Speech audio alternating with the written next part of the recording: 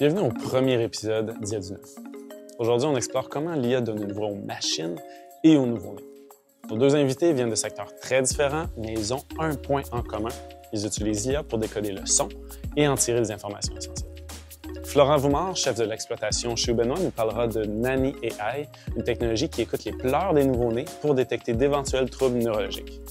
Yun Yao, PDG de Suralink, nous expliquera comment son entreprise exploite l'IA pour surveiller les bruits et vibrations des machines industrielles et prévenir les pannes avant qu'elles ne surviennent. C'est le premier épisode d'une série où on découvre comment l'IA façonne déjà notre monde, bien au-delà des idées reçues. Bonne écoute!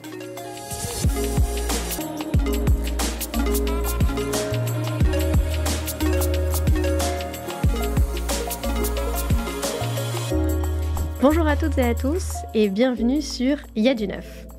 Est-ce que vous saviez qu'on pouvait utiliser de l'intelligence artificielle pour surveiller les pleurs des bébés ou encore garantir la santé d'une machine? Et bien aujourd'hui, c'est ce dont on va parler. On va essayer de comprendre comment ces deux mondes, qui pourtant ont l'air d'être bien différents, fonctionnent avec une seule et même technologie. C'est Laetitia Constantin, développeuse IA et logiciels chez Exploré, et je suis aujourd'hui accompagnée de Rémi Dion, VP et cofondateur chez Exploré. Ravi d'être avec vous, ravi de vous accueillir aujourd'hui pour cet épisode. Aujourd'hui, comme à chaque fois, on parle de l'impact de l'IA dans la vie, que ce soit la vie privée, dans le milieu du travail.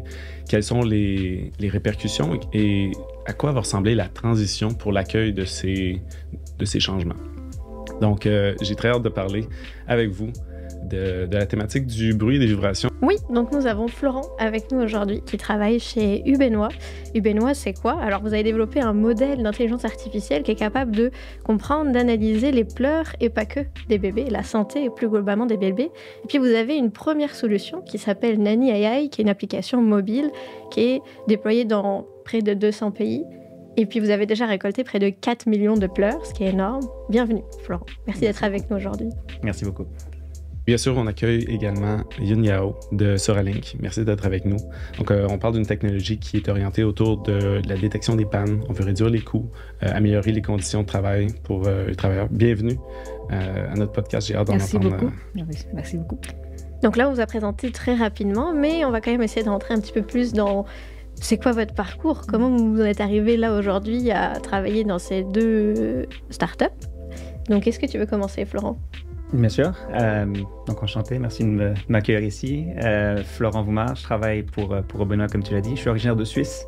Ça fait 7 ans que je suis au Québec, donc c'est pour ça que l'accent est un peu mélangeant généralement. Mon background est vraiment plus en transformation digitale, focalisé sur l'IA. Donc, j'ai fait plus de 8 ans chez Accenture en cabinet de conseil, 3 ans chez Ivado Labs, un autre cabinet de conseil, mettre en place des solutions d'optimisation chez des clients dans vraiment diverses industries. Ça peut aller de optimiser des transports à faire de la maintenance prédictive sur des avions. Donc, vraiment un chemin un peu varié. Et puis ça rejoint Ubenois maintenant 2 ans. Okay. Pour travailler sur les pleurs de bébés. Ok, ça marche. Et toi, Yun, alors quel est ton parcours? Bonjour, merci de m'avoir ici. Je m'appelle Yun Yao. Je suis la CEO et cofondatrice de Suralink. Mon parcours, on va commencer par le début. Je viens de Taïwan et ça fait plus de 30 ans que je suis au Québec. J'ai fait un doctorat à McGill en génie électrique. Je travaille pendant 12 ans dans une manufacturier pour les puces électroniques et aussi pour les dispositifs de communication vocale pendant plus de 12 ans. Et ça fait 3 ans que j'ai fondé et je travaille avec Suralink. Ok, très bien.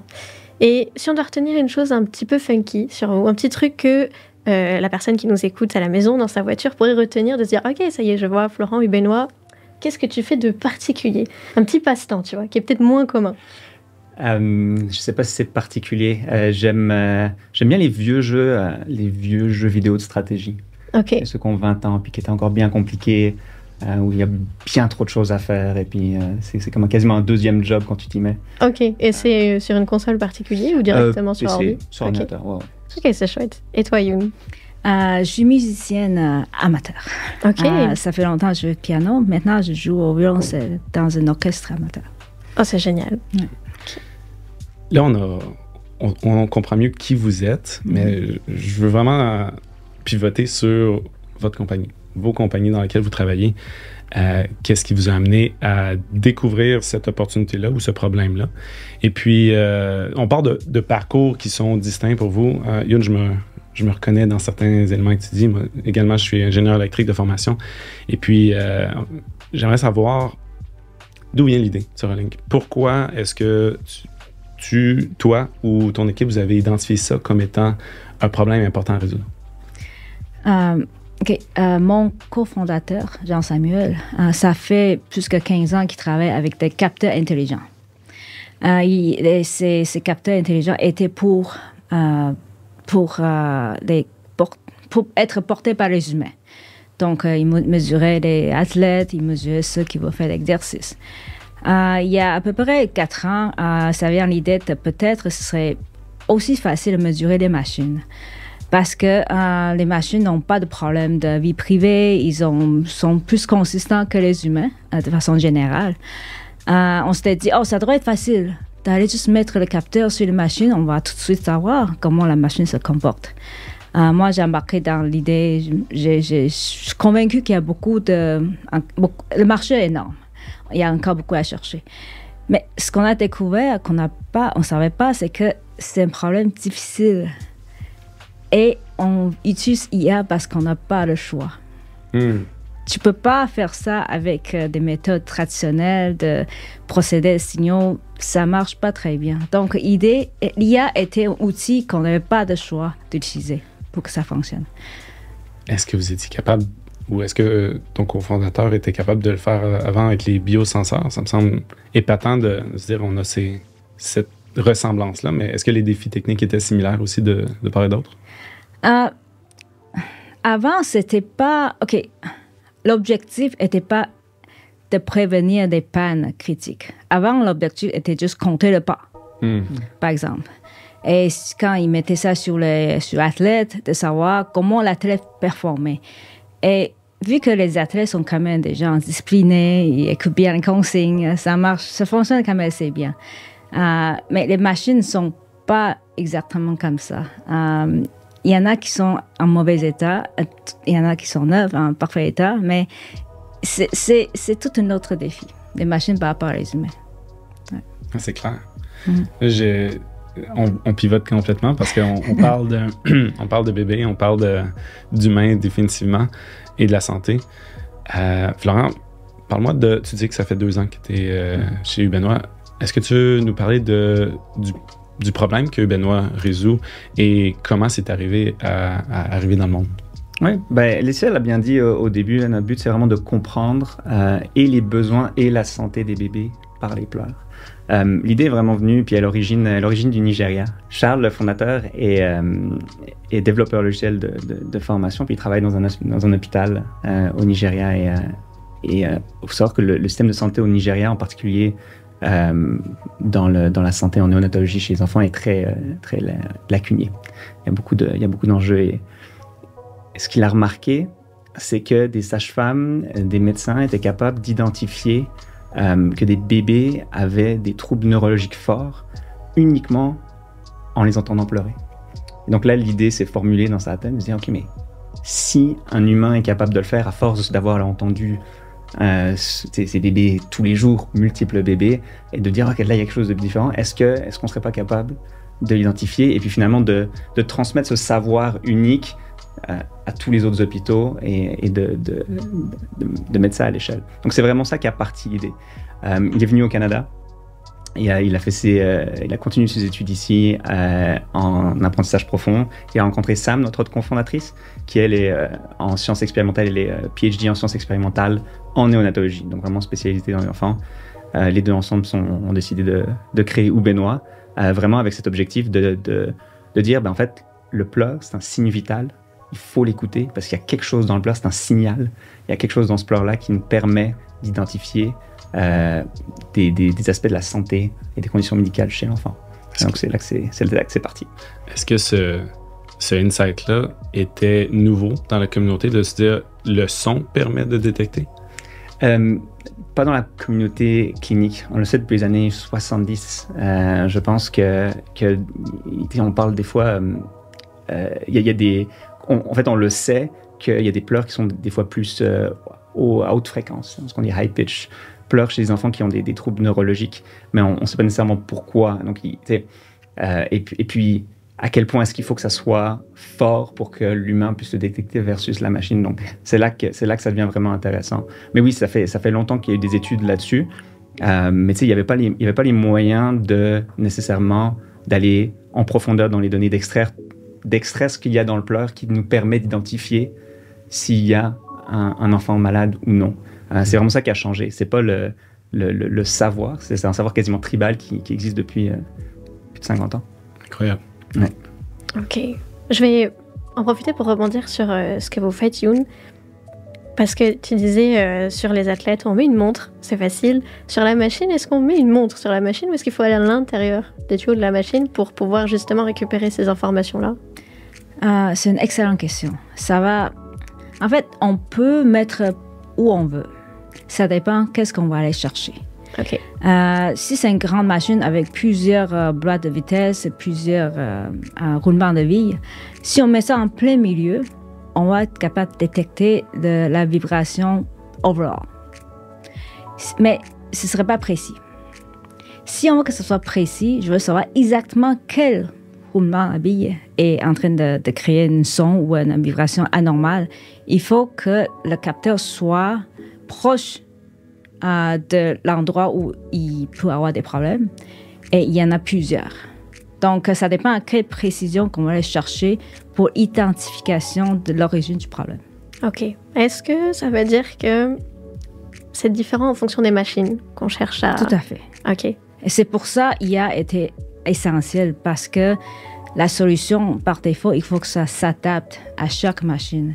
Ok. Ça peut être une machine très simple qui roule avec une vibration, vitesse constante, ou comme un compresseur à 250 forces qui pourrait varier dépendamment de la demande dans l'usine et dépendamment si on fait le lait au chocolat ou le yogourt à vanille.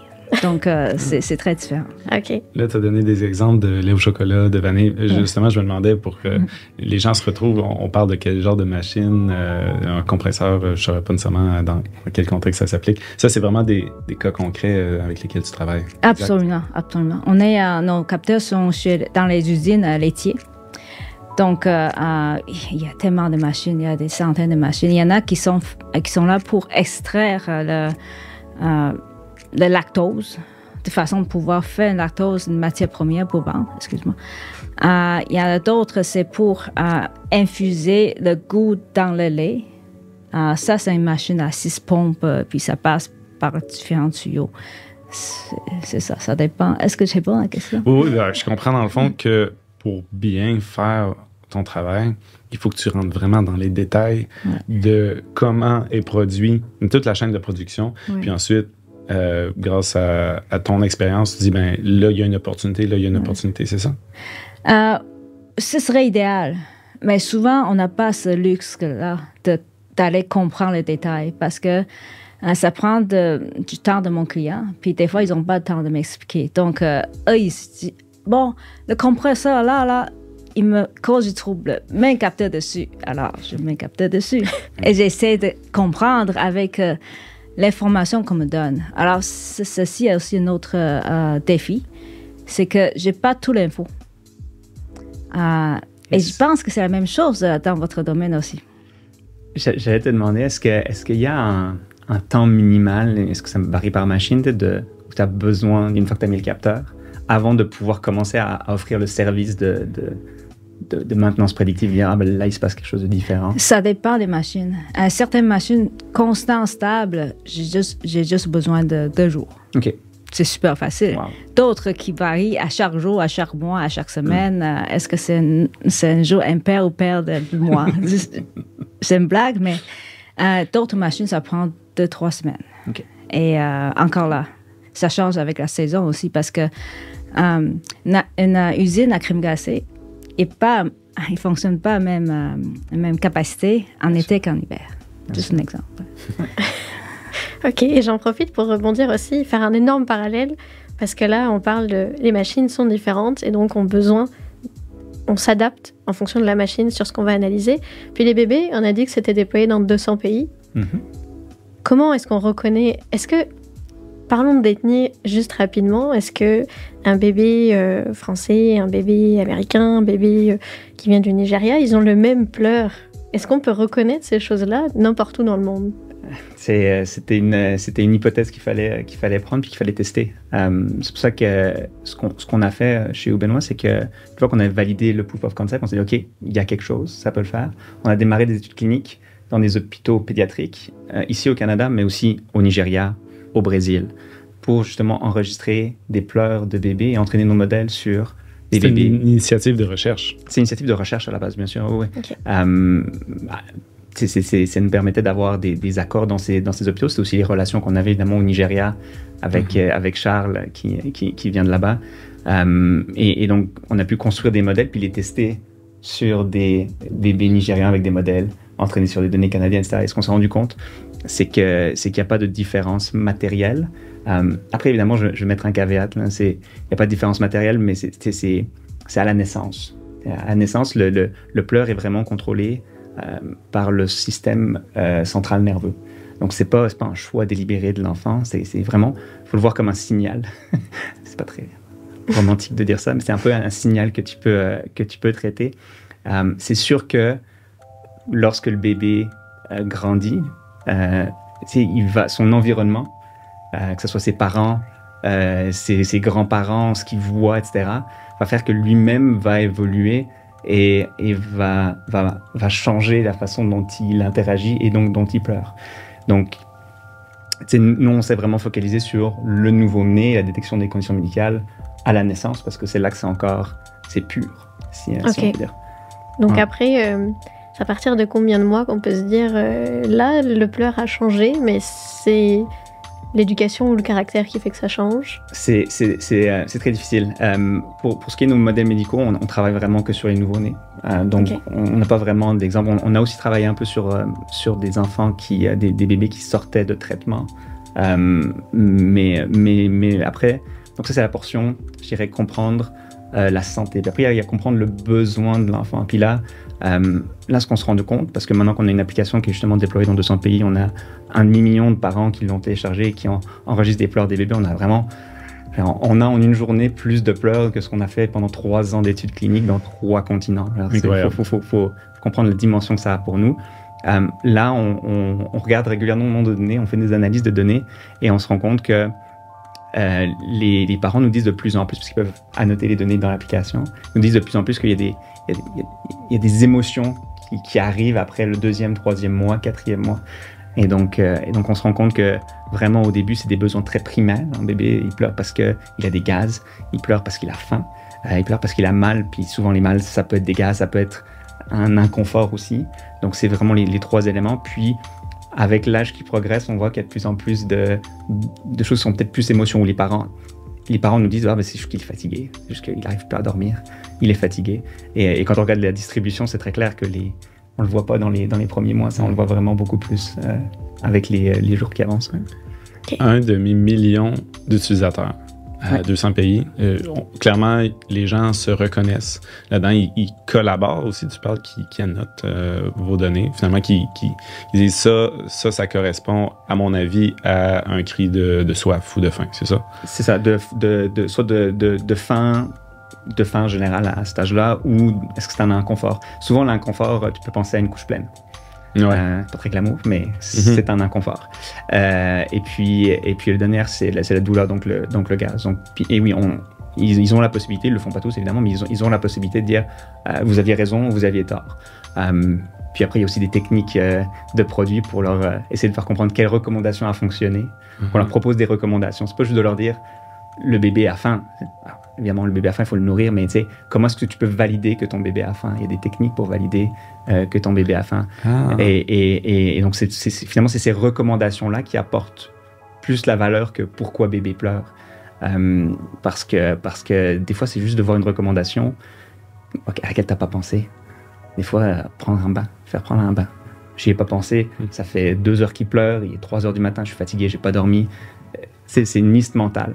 Et de récupérer l'information du parent de quelle recommandation a fonctionné, ça nous permet, nous, après, de backtracker puis d'améliorer nos modèles en disant, OK, ben ça, c'était plus un pleur de faim, etc. Donc, c'est comme ça qu'on procède. Je suis curieux de voir, autant pour Benoît que sur Link, quelle serait la réception du produit. Donc, pour des parents, est-ce que ça touche à la fierté? Est-ce qu'ils souhaitent avoir un outil supplémentaire ou il y a de la résistance pour les machines? Est-ce qu'on vit dans la frustration de ne pas savoir qu'est-ce qui se passe? Ou est-ce qu'il y a une urgence ou on est à bras ouverts, on est content qu'il y ait enfin une solution? Comment est-ce que vous vivez cet accueil ou ce rejet-là de vos clients? OK, je vais commencer. Des opérateurs ou des mécaniciens dans l'usine sont très différents des parents. Parce qu'un parent, moi je suis parent, tout ce que tu veux, c'est le bien de ton bébé. Alors tu vas tout faire pour régler le problème que le bébé va pas bien, que ce soit inconfort ou malade. Tandis que quand tu travailles dans l'usine, souvent le problème est plus grand que ce que tu peux régler comme mécanicien ou comme opérateur de machine. Donc, il y a un sentiment de, bon, ici, j'ai trop de choses à faire. Il arrive à 5 heures, je m'en vais, je m'en fous. Il y avait ce sentiment-là parce qu'il y avait il y avait trop de choses qu'il devrait faire. Quand je présente la solution, la première crainte, c'est que, premièrement, est-ce que je vais avoir encore plus de choses à faire? Je fais déjà seulement 50% de ma liste de tâches. Est-ce que tu vas m'en ajouter? Non, la réponse est non. Je ne veux pas savoir. Je ne veux pas tout savoir. Ça, c'est la première crainte. Il y a un peu de crainte aussi. Est-ce que ça va voler ma job? Mais c'est moins. Ça, c'est moins. Ça, c'est un peu moins. Parce que des usines où on va visiter, où on sait travailler avec, souvent, ils ont plus de problèmes qu'ils sont capables de régler. Alors, ils sont obligés d'être réactifs à la place d'être préventifs et planificatifs. Donc, ce qu'ils devraient comprendre, je dis ça dans ce podcast, c'est que notre solution, ça va vous aider à réduire les choses à faire et non pas augmenter. Mais bon. Je me retrouve beaucoup là-dessus. Après toutes les années de transformation digitale, le frein était généralement auprès des utilisateurs qui étaient affectés de est-ce que ça va me rajouter quelque chose. Pour ce qui est des parents, je dirais la poire est vraiment coupée. Nous, on le voit parce que les parents téléchargent l'application naturellement. Ils vont sur l'App Store, ils cherchent Nanny. En fait, ils cherchent analyse de pleurs, ils cherchent pleurs de bébé. Ils cherchent est-ce qu'il y a une solution, est-ce qu'il y a quelque chose pour m'aider. Ils tombent sur nous, ils téléchargent l'application, ils l'utilisent. Après, je te cache pas que quand on en parle sur les médias sociaux, quand on en parle même sur les médias génériques, il y a beaucoup de... il y a un peu un regard qui est, mais est-ce que les parents ont vraiment besoin de ça? Il y a un peu ce côté, c'était mieux avant, on le faisait sans avant. Est-ce qu'il y a l'inquiétude que ça va entraîner à la perte de ce 6e sens-là de parents? C'est ça. C'est ce qu'on entend souvent. Puis je pense qu'on essaie de rassurer en disant le but de l'application, c'est de fournir de l'information. Puis l'information, c'est du pouvoir. C'est pas de déresponsabiliser les parents. On leur dit pas que l'application a toujours raison. On leur dit qu'on va leur fournir des pistes de solutions pour les aider. Puis on va même les aider à apprendre plus vite, à répondre à ces cues, à répondre à ces éléments, à mieux comprendre. Finalement, c'est comme apprendre un langage. Mieux comprendre ça. Il y a plusieurs exemples que je peux donner, mais c'est un peu comme le GPS fait perdre la direction aux gens. Ouais, je veux dire, c'est bon ça. Oui, c'est vrai qu'on a tendance à se fier au GPS parce que ce GPS, ça fait je sais pas combien de décennies que c'est ici. On s'est vraiment fié à ça. Mais est-ce que ça veut dire que je peux pas naviguer dans Montréal et que je peux pas me déplacer et que quand je veux faire l'épicerie, j'ai besoin d'un GPS? Non. Mais si je suis perdu au milieu d'une ville que je connais pas, ça m'aide à me retrouver. Puis la réalité, c'est qu'un parent de nouveau-né, il est perdu. Il arrive à la maison, il a un nouveau travail, c'est d'être parent. Il a jamais vu ça. Et puis, on entend beaucoup de pleurs de bébés chez Benoît. Si vous venez dans nos bureaux, je peux vous dire que même sans être le parent de l'enfant en question, ça vous prend. Alors, un parent dont le bébé pleure, ça va vraiment les chercher à l'intérieur. Donc, je pense que c'est facile de l'extérieur de dire « Oh, mais le sixième sens ». Puis, tu sais, je pense qu'un des parents qui ont eu 2, 3 enfants, c'est moins notre public cible. C'est vraiment plus ce premier parent qui est perdu et qui cherche de l'information, qui cherche de l'aide pour, comme tu disais, Youn, juste résoudre le problème de son bébé le plus vite possible et avec le moins de douleur possible. Ok.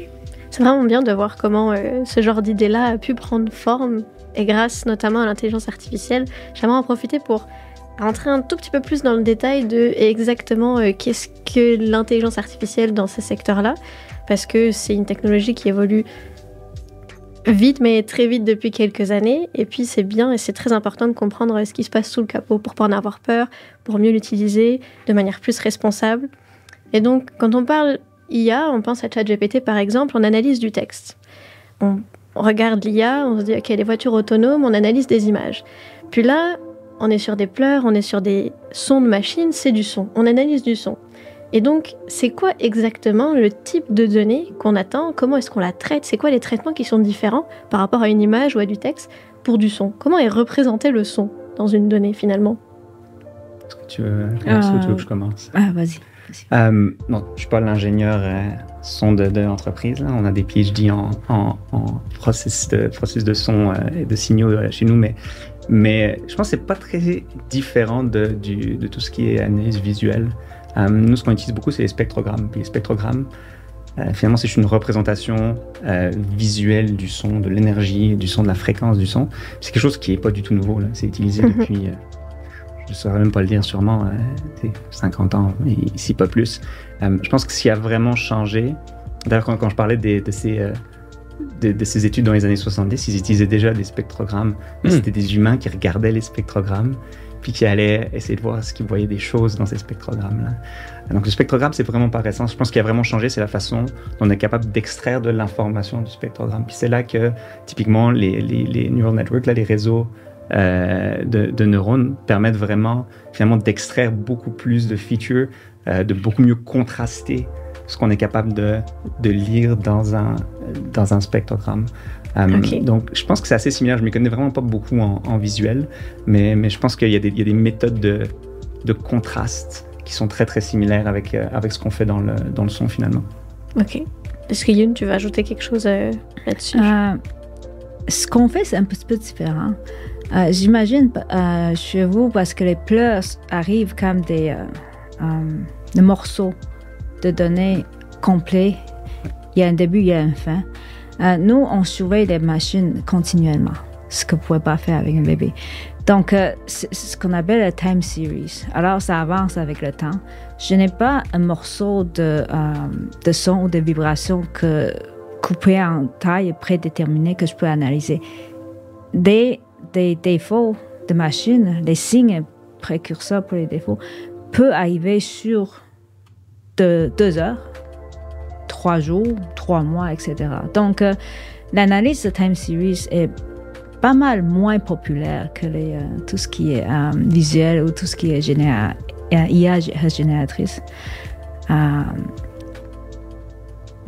OK. Ce qui est drôle, c'est que je vois quand même une grosse problématique différente entre vous deux. C'est que de votre côté, c'est de l'analyse continue. Ouais. Ça veut dire que votre modèle, il est déployé, puis analyse de manière continue ce qui se passe. Donc lui, son objectif, c'est de voir qu'à un moment, il y a dans la time series quelque chose qui est un peu différent. Puis là, ça fait quoi? Ça va générer une alerte, puis ça va prévenir la personne de regarder qu'est-ce qu'a la machine? Exact. OK. Exact. Alors pour le bénéfice de tout le monde, time series, données chronologiques. Ouais. Exact. C'est juste interrompu. Non, c'est vrai, c'est bien de le spécifier. Il y a des choses qu'on a plus de mal à traduire, je trouve, surtout dans les termes comme ça. Et alors que, est-ce que vous, le téléphone écoute en permanence puis se déclenche quand il y a un pleur, ou c'est aux parents de venir appuyer et de dire « Ah, là, analyse mon pleur à ce moment-là ». C'est exactement comme le cas. Donc, pense à Shazam pour bébé. C'est mon bébé pleure, j'appuie sur le bouton, j'enregistre. J'ai les données de la même façon quand on récolte des données dans le milieu clinique. C'est le médecin qui va aller récupérer le pleur en enregistrant directement depuis. Mais on travaille aussi dans le domaine continu. On a développé une solution pour justement les services de néonatologie, donc d'urgence en néonatologie, qui eux vont écouter les bruits dans le service. Parce que, tu sais, un nouveau-né, normalement, il y a beaucoup d'enfants prétermes qui sont là. Donc, un nouveau-né, normalement, est dans le ventre de sa mère, puis là, tout d'un coup, il est au milieu de machines qui bipent, etc. Donc, on travaille avec des hôpitaux pour analyser l'impact du son, mais aussi, vu qu'on a nos modèles à embarquer, finalement, on met un micro vers le bébé dans l'incubateur, puis l'idée, c'est de dire, OK, ben, on va pouvoir vous aider à identifier si c'est un pleur de douleur ou pas. Donc, ça, c'est de l'information pour le staff médical, mais aussi de l'information sur le bruit, capter le bruit, puis identifier, classifier les bruits pour pouvoir leur dire, en fait, cette machine qui est là, elle bip vraiment fort, puis ça peut être gênant pour le nouveau-né. Donc là, on a embarqué ces modèles-là, on a dû les modifier, évidemment, les alléger, puis travailler dans le domaine continu aussi. Ouais. OK. Je trouve ça fascinant. Ça me fait aussi penser je pense que la compagnie s'appelle Canopy. Essentiellement, l'objectif initial était de capturer des sons de la faune et j'allais dire la flore, mais de la faune dans la jungle amazonienne et capturer des bruits d'oiseaux et aussi d'autres animaux. Puis finalement, ce qui est devenu utile à travers cet outil-là, c'est de pouvoir détecter les bruits de tronçonneuses dans la forêt pour pouvoir identifier des cas de coupe illégale. Donc, on avait une belle solution qui fonctionnait super bien, puis finalement, on a découvert d'autres opportunités en cours de route. J'ai l'impression que c'est un peu ce qui... Ouais, c'est exactement ça. On leur parlait de mettre un micro, et puis ils voulaient travailler sur les bruits. Et on dit, on a un micro, on peut travailler sur les bruits avec vous. C'est exactement ça. OK, là, on parle de micro. Vous avez plein de capteurs différents. Est-ce que pour chaque capteur, il y a un traitement qui est différent? Est-ce que le modèle d'IA qui est derrière est différent? Comment que vous pouvez jongler avec ces différences-là au niveau des machines? En fait, on a un seul capteur. OK. Le capteur, il capte la vibration, les vibrations sur les 3 axes, le son et la température. Donc, on a le même ensemble de modèles qui fonctionnent avec le capteur, parce que chaque capteur capture tous les 3 types de signaux. OK. Et est-ce que ces 3 types de signaux-là, ils ont un pré-traitement identique ou forcément différent? Non. Okay. La réponse est non. La plus grande différence, c'est la température par rapport à les vibrations et le son. La température varie beaucoup moins rapidement que les autres signaux. Donc, c'est beaucoup plus facile à traiter, vu que tout a une masse thermique. Donc, température, ça varie lentement. Le son et les vibrations sont très similaires. Okay. En fait, le son, c'est les vibrations d'ondes dans l'air, en fait, ce que c'est. Et pour nous, les machines, la différence, c'est vraiment la fréquence. Vibration, ça se passe dans la basse fréquence, là où on sent surtout avec nos mains, par la sensation humaine. Tandis que si ça commence à vibrer très rapidement, dans la haute fréquence, on l'entend par nos oreilles. Donc, c'est le même phénomène sur différents milieux, la vibration et le son. OK.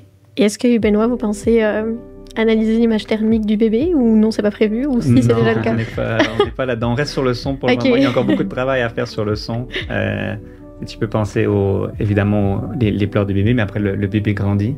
Et puis il y a déjà des études qui ont démontré que tu peux identifier des problèmes d'élocution bien avant qu'ils arrivent vraiment sur comment est-ce qu'un bébé et un toddler, un enfant plus jeune, s'exprime aussi. Donc je pense que nous, pour le moment, on reste vraiment sur le son.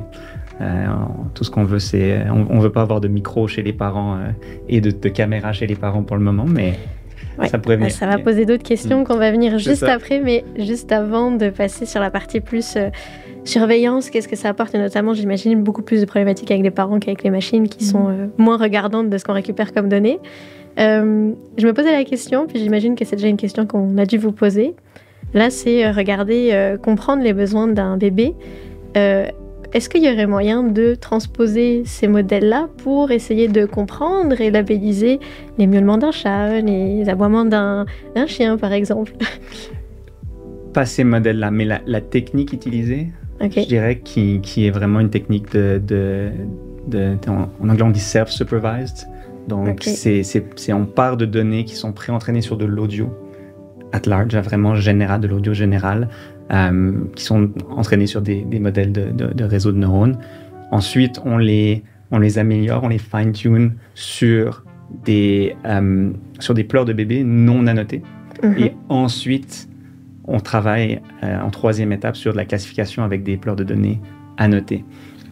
Donc, je dirais que ce passage-là, ces étapes-là, qui te permettent d'avoir moins de données annotées et d'arriver à un bon résultat quand même, le système est réutilisable. Nos modèles à nous sont vraiment entraînés sur des pleurs de nouveau-nés, d'enfants bébés. Puis, tu sais, comme on en discutait, plus l'enfant vieillit, plus potentiellement son pleur et son évolution va faire que le modèle va être moins précis. Évidemment, le fait d'avoir une application maintenant dans la nature fait qu'on a beaucoup plus de pleurs d'enfants plus âgés, on connaît l'âge de l'enfant, donc on peut adapter nos modèles, les améliorer. Mais à la base, on voyait déjà qu'il y avait un peu une perte de qualité avec un enfant de 12 mois, par exemple, contre un bébé de 1 mois. On voyait une perte de qualité. Donc, imagine un animal qui aboie ou autre. Ouais, j'imagine que ça pourrait être encore plus différent parce que les chats, je trouve qu'ils n'ont pas vraiment le même miaulement. J'ai un chat à la maison qui miaule beaucoup, qui s'exprime beaucoup, mais quand j'entends les autres chats, j'ai pas du tout l'impression que c'est le même type de miaulement. Et se pose la question de comment est-ce que tu vas avoir des annotations de qualité. Parce que nous, on a des annotations de qualité au milieu clinique, parce qu'on le sait, quand on fait une prise de sang, le bébé a mal. Donc, on sait qu'il y a le staff médical est là pour s'assurer qu'on a des données de bonne qualité. Les données qu'on récupère chez les parents, on sait aussi qu'on doit faire pas mal de pré-traitement de ces données-là pour vraiment s'assurer que on pense que c'est de la bonne qualité pour renforcer nos modèles. Imagine un chat ou un chien. La clé, comment tu fais pour annoter ces données-là? Comment tu peux être sûr à 100%? Puis moi, j'ai aussi un chat, donc je m'étais intéressé à la question. Puis ce que j'avais lu, puis là, c'est pas de grandes études scientifiques, donc je peux pas me prononcer, mais c'est que les chats entre eux, dans la nature, ne miaulaient pas tant que ça entre eux. C'est plus une réaction à l'humain et à la communication à l'humain. Donc c'est tout à fait possible que, comme tu dis, la communication varie vraiment d'un chat à l'autre parce qu'elle est vraiment basée là-dessus. C'est l'environnement finalement qui influence le plus. Mais peut-être que dans 5000 ans, l'évolution aura fait que c'est plus ça, tu sais. Mais de la même façon que les bébés ont évolué pour avoir des pleurs qui sont vraiment difficiles et désagréables pour qu'on s'en occupe. Donc, tu sais, où est-ce qu'on en est maintenant? Je sais pas, j'ai pas fait d'études là-dessus, mais nos modèles ne fonctionneront pas sur un chat ou un chien, ça j'en suis convaincu. Très bien. Le système que tu parlais au début, on commence à pas avoir des données, après ça, annoter, ensuite travailler sur les données non annotées. On utilise exactement le même système. Je pense que c'est assez universel. Ouais. J'avais justement cette question-là. Je m'en allais dans cette direction-là. Je vais rebondir sur tout. Je reviens dans 2 secondes. Ce que vous mentionnez par rapport à la détection et reconnaissance de sons animaux, par exemple, ça a été fait autour des baleines. Donc, reconnaître des sons qui pourraient vouloir dire quelque chose. Mais c'est pas parce que soudainement on comprend ce qu'ils disent. C'est qu'il y a des experts qui ont regardé puis qui ont fait des associations. Ah, ce son-là, puis tout de suite après ça. Ce son-là, puis ensuite ça. Et puis, finalement, la force ici réside dans l'expertise et l'annotation. Et puis, je me demande justement, on est en continu. Nous, chez Explorer, on travaille avec la détection d'images, on travaille avec des données temporelles. Puis, je vois deux éléments qui sont sortis ici. C'est que, est-ce qu'il y a une bonne compréhension? Est-ce qu'il y a quelqu'un qui peut dire en industrie, ça ici, c'est anormal, ça, c'est normal? Est-ce que vous êtes en mesure d'annoter ou vous allez collecter puis ensuite leur donner un nom? Puis, la deuxième question aussi que j'avais pour toi, c'était que tu disais que vous allez observer des fois sur 3 heures, 3 jours ou 3 mois. À quel moment est-ce qu'on lève le drapeau puis on dit « Hey, là, on a détecté quelque chose. Il y a prise d'action. Il y a quelque chose à faire. » Il y a tellement de choses que je peux dire sur ce que tu viens de dire. Donc, la première question, l'expertise. Il existe des gens, des experts dans l'industriel, ceux qui travaillent à l'usine pendant longtemps. Ils savent exactement comment les machines se comportent. Ils sont là, ils entrent dans une salle, mettons, il y a 10 machines, avec juste l'environnement, ils peuvent dire précisément, la machine au fond du corridor à droite, il est en train de manquer d'huile. C'est à cette précision-là, parce que c'est l'expertise qui est gagnée avec le temps, l'expérience et tout. Bon, ça, c'est un exemple. Un autre exemple, ce qui se fait assez souvent, c'est que souvent, pour savoir des détails sur comment l'état de santé de la machine, le mécanicien va mettre un tournevis avec le bout métal sur la machine et de l'autre côté, le poignet sur l'oreille pour écouter le bruit qui vient du fond de la machine, comme à travers les vibrations.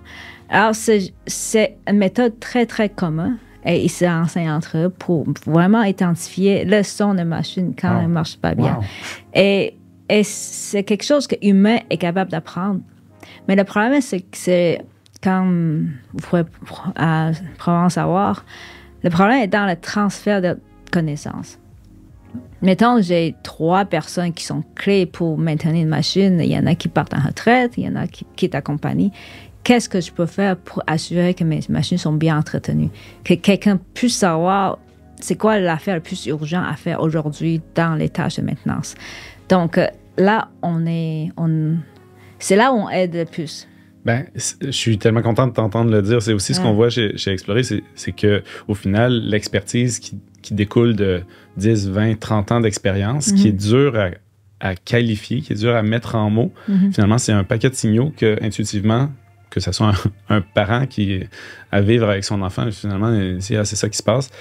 Puis avec, dans ce cas-ci, les machines, c'est de pouvoir s'assurer que ce savoir-là, il est capturé, puis l'IA va pouvoir dire, on a des signaux qui ont déjà été vus dans ce pattern-là. On reconnaît cette combinaison-là de signaux. Puis la dernière fois, il y avait ça qui se passait, donc c'est probablement ça qui se passe. C'est de répliquer finalement l'expertise ou de capturer ou de faciliter la formation de la prochaine main-d'œuvre qui va pouvoir utiliser ce savoir-là ou ce signal-là de l'IA, c'est ça? Exactement. Ces experts-là sont les meilleures personnes pour annoter nos données, en fait.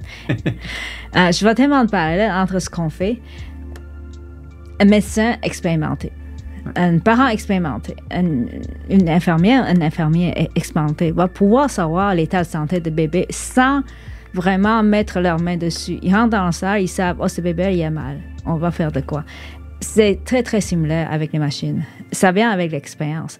Alors, ce qu'on peut fournir maintenant avec nos capteurs, c'est de pouvoir être là tout le temps.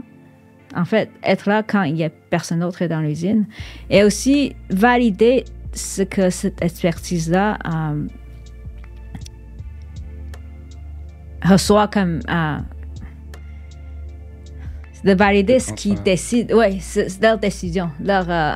Est-ce que il y a vraiment une différence dans le signal. Maintenant, l'expert a dit que la machine maintenant fonctionne beaucoup moins bien qu'avant. C'est de l'aide à la décision. Exactement.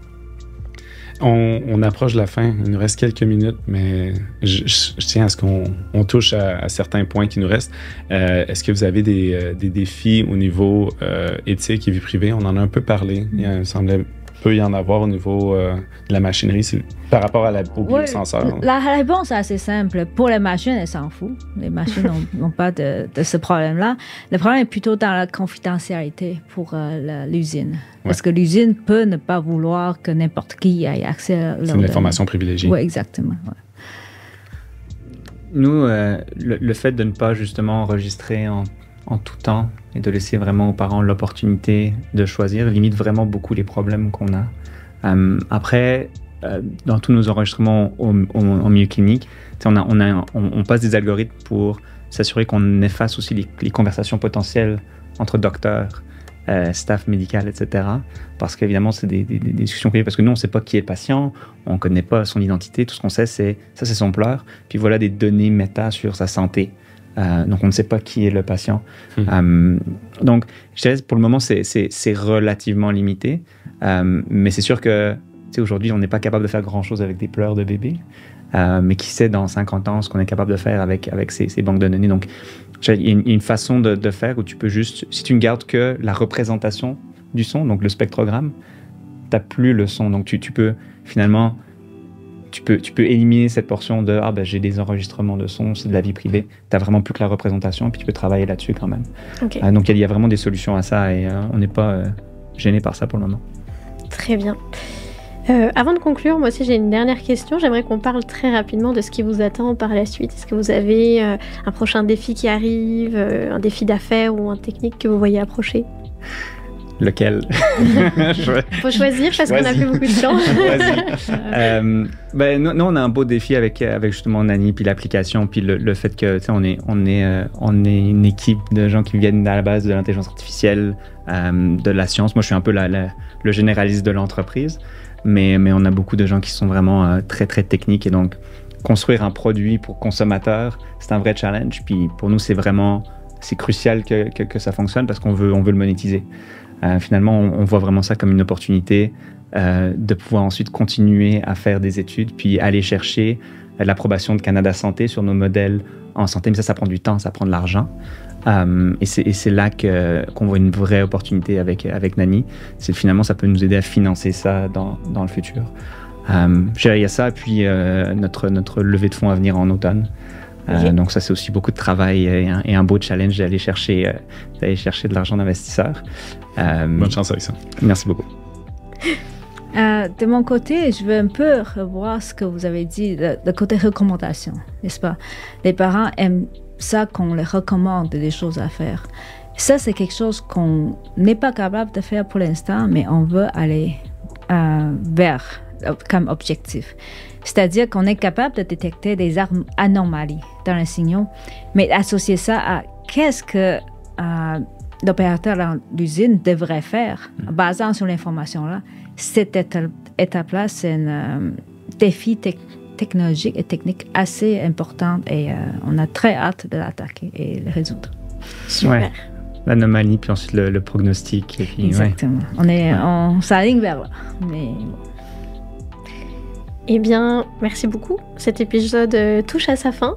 Donc, merci beaucoup Florent et Youn d'être venus, d'avoir participé et partagé vos connaissances. Pour ceux qui nous écoutent, n'hésitez pas à liker, partager, mettre des commentaires si vous avez aimé, si vous avez des sujets que vous voudriez qu'on aborde les prochaines fois. Vous pouvez nous retrouver directement sur LinkedIn ou alors sur le site explore.ai. Merci beaucoup de nous avoir écoutés. C'était Rémi et Laetitia sur Il y a du neuf. À très bientôt. Merci à vous trois. On vient d'entendre deux experts, Florent et Youn, parler du problème que chacun résout. Bien que similaires, l'un et l'autre ont trouvé une solution unique pour le besoin de son secteur. D'un côté, comme Shazam, l'IA de Nani AI analyse un son soumis pour le reconnaître.